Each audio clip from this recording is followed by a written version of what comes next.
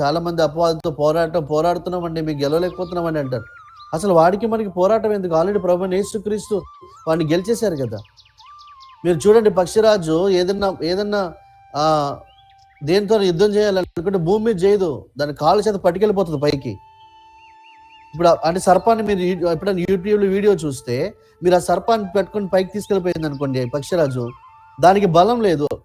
పక్షిరాజుతో పోరాడడానికి దానికి ఏం లేదు, ఇప్పుడు స్టామినా లేదు. ఎందుకు? యుద్ధం యొక్క లెవెల్ మార్చేసింది, పైకి తీసుకెళ్ళిపోయింది. మీరు ఈ మనిషి రాజ్యంలో, అపవాది రాజ్యంలో మీరు పోరాడుతూ ఉన్నారనుకోండి, మీకు చాలా కష్టంగా ఉంటుంది వాటితో గెలవాలంటే.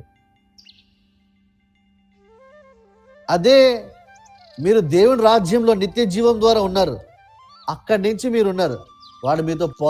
వాడేమో మీతో పోరాటం చేయాలనుకుంటాడు, మీరు పైనుంచి ఆపరేట్ చేస్తున్నారు, కింద నుంచి కాదు కదా. వాడు మిమ్మల్ని గెలవలేడు. మీకు తెలుసా, మీరు గెలవడానికి సృష్టించబడ్డారు. అందుకే వాక్యం చెప్పింది, మీరు జయించిన వారి కంటే మించి అనుంది వాక్యంలో. ఎందుకు? ఇది మనల్ని బట్టి రాలే, ప్రభుని యేసుక్రీస్తు త్యాగాన్ని బట్టి, పుణ్యత్వాన్ని బట్టి వచ్చింది. అంటే మీ జయం ఆల్రెడీ డిసైడ్ అయిపోయింది, మీ విజయం. మీరు గెలవడానికి సృష్టించబడ్డారు.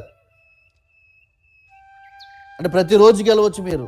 ఇంకా కొంతమంది, చాలామంది, నేను ఒక్కోసారి నాకు అనిపిస్తుంది, బ్రదర్ పాస్టర్ గారు మేము ప్రభు యందు విశ్వాసం ఉంచామండి, ఏ నాటికైనా గెలుస్తామండి అంటారు. అమ్మా, ఏ